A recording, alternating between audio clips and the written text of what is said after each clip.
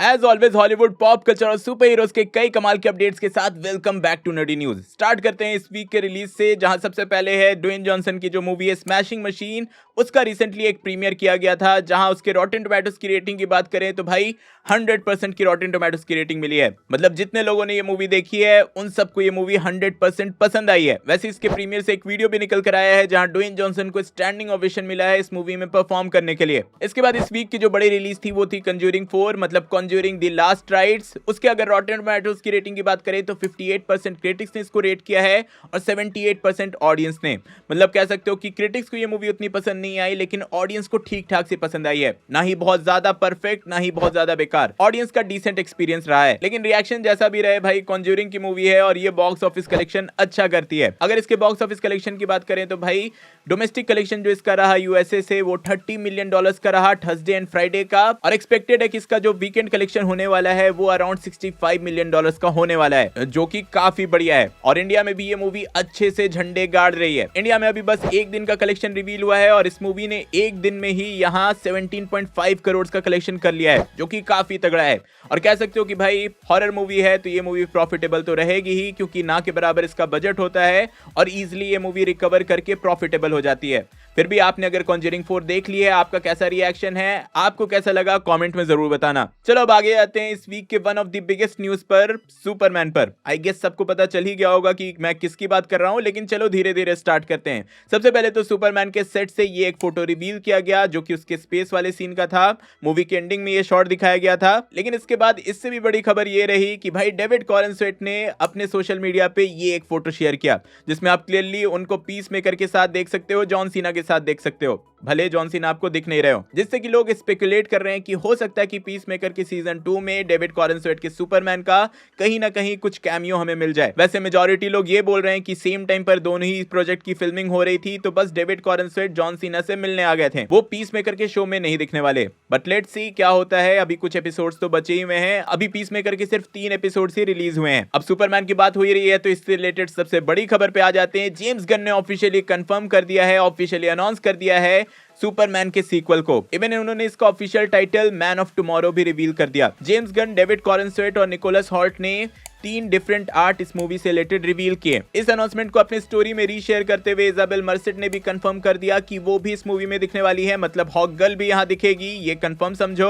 और साथ ही जब जेम्स गन से और अपडेट मांगा गया मैन ऑफ टुमारो से रिलेटेड, तो उन्होंने ये कंफर्म किया कि इसकी स्क्रिप्टिंग कंप्लीट हो चुकी है, मतलब स्टोरी उन्होंने पूरी तरह से लिख ली है और अभी ये मूवी री राइटिंग के फेज में है। मतलब और इंप्रूवमेंट किया जा रहा है और कुछ ऐड किया जा रहा है, रिमूव किया जा रहा है, जो कि हर मूवी में होता ही है। मूवी से रिलेटेड एक मेजर रूमर ये भी आया है कि भाई ऑब्वियसली इस मूवी में सुपरमैन और लेक्स लूथर तो होने ही वाला है, हॉक गर्ल होने वाली है, ये कंफर्म है। लेकिन इन्हीं के साथ ही यहाँ super girl, Lobo and peace maker, ये तीनों भी दिखेंगे। मैन ऑफ टुमारो 9 जुलाई 2027 को रिलीज होगी, ये भी ऑफिशियली कंफर्म कर दिया गया। और इसी के साथ बैटमैन का पार्ट 2 भी 1 अक्टूबर 2027 को रिलीज होगा, विच मींस कि हमें 2027 में 2 डीसी की मूवी मिलने वाली है, ये ऑफिशियली कंफर्म्ड है। इन फ्यूचर और भी ऐड हो सकता है। वैसे बैटमैन पार्ट 2 की बात हुई है तो इसको लेकर ये भी ऑफिशियली कंफर्म कर दिया गया कि इसकी जो फिल्मिंग है 2026 अप्रैल में स्टार्ट हो जाएगी। चलो अब आगे आ जाते हैं हम सबके फेवरेट सेक्शन, कुछ छोटे मगर मेजर अपडेट्स पे, जहां सबसे पहले है मार्वल ज़ॉम्बीज। तो मार्वल ज़ॉम्बीज की जो प्रोजेक्ट है वो डिज्नी प्लस पे आने वाली है, आप सबको पता ही होगा।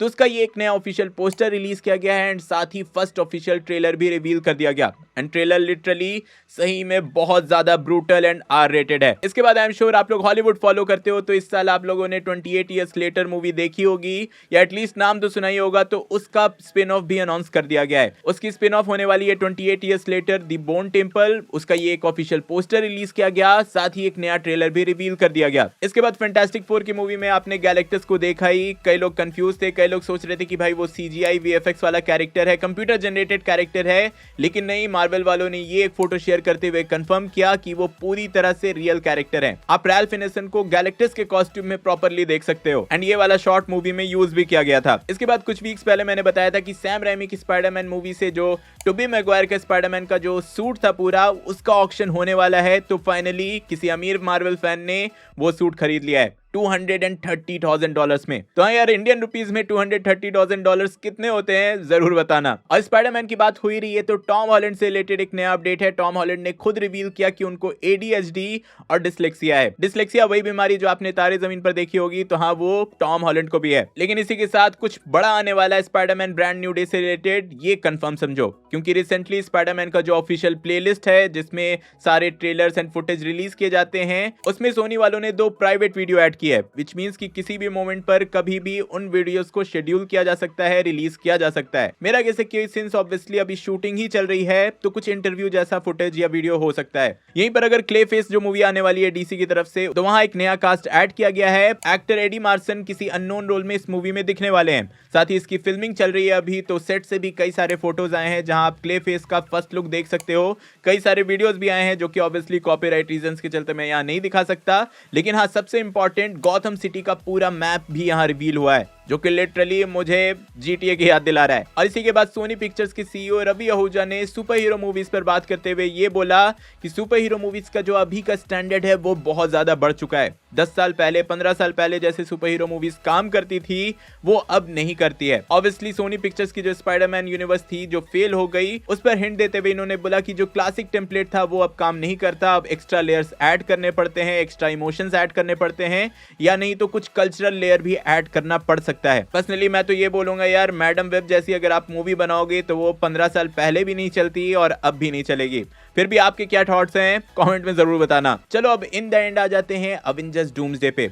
D23 एक्सपो था रिसेंटली, तो कई लोग एक्सपेक्ट कर रहे थे कि डूम्सडे से रिलेटेड कुछ मेजर तो रिवील होगा, बट अफसोस कुछ भी मेजर रिवील नहीं किया गया। चलो बता देता हूं एक एक करके कि क्या क्या रिवील हुआ है। सबसे पहले तो अवेंजर्स डूम्सडे का ये एक ऑफिशियल लोगो रिवील किया गया, जिसमें कुछ माइनर चेंजेस हैं, उतने कुछ बड़े चेंजेस नहीं हैं। इसके बाद रूसो ब्रदर्स ने एक वीडियो में डूम्सडे के प्रोजेक्ट पर बात करते हुए बोला कि कैसे ये उनके करियर की सबसे बड़ी मूवी होने वाली है, और उस वीडियो को बीच में इंटरफेयर कर दिया पॉल रड ने, मतलब अपने एंटमैन ने, और फिर पूरा वीडियो जो था वो फनी टोन की तरफ बढ़ गया। और इससे लोग स्पेकुलेट कर रहे हैं कि एंड गेम के जैसा पॉल रड का जो कैरेक्टर है एंटमैन का, वो डूम्सडे के लिए भी बहुत ज्यादा इंपॉर्टेंट होने वाला है। इसके बाद कई लोग एक्सपेक्ट कर रहे थे कि कुछ एक्सक्लूसिव फुटेज या वीडियो दिखाया जाएगा डूम्सडे से रिलेटेड यहां, लेकिन कुछ भी नहीं दिखाया गया। बस एक फुटेज दिखाया गया जिसमें जो कुछ एक्टर्स डूम्सडे में दिखने वाले हैं उनके पुराने मूवीज से डायलॉग थे, और कुछ भी नहीं, कुछ भी नया यहाँ रिवील नहीं किया गया। लेकिन हाँ, D23 एक्सपो से हटकर बाहर से कुछ अपडेट जरूर आए हैं, जैसे कि लेटिशिया राइट्स जो कि ब्लैक पैंथर का कैरेक्टर प्ले करती हैं, मतलब शूरी का कैरेक्टर प्ले करती हैं, उन्होंने रिवील किया कि उनकी जो फिल्मिंग है वो कंप्लीट हो चुकी है डूम्सडे के लिए। और लेटिशिया राइट के साथ ही क्रिस हेम्सवर्थ की जो फिल्मिंग है वो भी कंप्लीट हो चुकी है, पेड्रो पास्कल की फिल्मिंग कंप्लीट हो चुकी है, एंड इवन एलन कमिंग की भी फिल्मिंग कंप्लीट हो चुकी है। तो इन टोटल 4 एक्टर्स अपना काम कंप्लीट कर चुके हैं। इसके बाद चैनिंग टैटम पर आ जाते हैं, वो भी डूम्सडे में दिखने वाले हैं, तो उन्होंने भी कुछ डिटेल्स रिवील किए हैं। सबसे पहले तो उन्होंने ये रिवील किया कि अपने करियर के स्टार्ट में इवन उन्होंने भी थॉर के कैरेक्टर के लिए ऑडिशन किया था, लेकिन ऑब्वियसली वो रिजेक्ट हो गए थे और क्रिस हेम्सवर्थ को चूज किया गया था। फिर डूम्सडे में अपने कैरेक्टर गैम्बिट पे बात करते हुए उन्होंने बोला कि ये जो कैरेक्टर है जैसा डेडपूल में दिखा था वैसा यहाँ नहीं दिखेगा। मतलब उन्होंने बोला कि डेडपूल एंड वुल्वरीन में उनका जो एक्सेंट था वो बहुत ही ज्यादा ओवर एग्जैजरेटेड था, डूम्सडे में उस एक्सेंट को थोड़ा टोन डाउन किया गया है। इसी के साथ उन्होंने ये भी रिवील किया कि उनका एक सीन है डॉक्टर डूम के साथ, उन दोनों का एक फाइट सीक्वेंस होने वाला है। फिर साथ ही उन्होंने रायन रेनॉल्ड्स को अप्रिशिएट करते हुए बोला कि उनके ही चलते गैम्बिट का कैरेक्टर स्क्रीन पर वापस आ पाया और उनको इतना बड़ा चांस मिला है। और रायन रेनॉल्ड्स की बात हुई है तो रिसेंटली एक इंटरव्यू में रायन रेनॉल्ड्स से पूछा गया कि क्या वो अवेंजर्स डूम्सडे में दिखने वाले हैं, क्योंकि अभी तक ऑफिशियली कुछ कंफर्म नहीं हुआ है, उनसे रिलेटेड बस रूमर्स ही आ रहे हैं। तो उन्होंने इस पर क्लियर करते हुए बोला कि उन्होंने अवेंजर्स डूम्सडे के सेट पर पैर तक नहीं रखे हैं। इस पर उनसे पूछा गया कि रिसेंटली उन्होंने एक अवेंजर्स का जो फ्लैग था वो अपने इंस्टाग्राम पे शेयर किया था, तो उसका क्या सीन है, जिस पर उन्होंने बोला कि वो जो फ्लैग था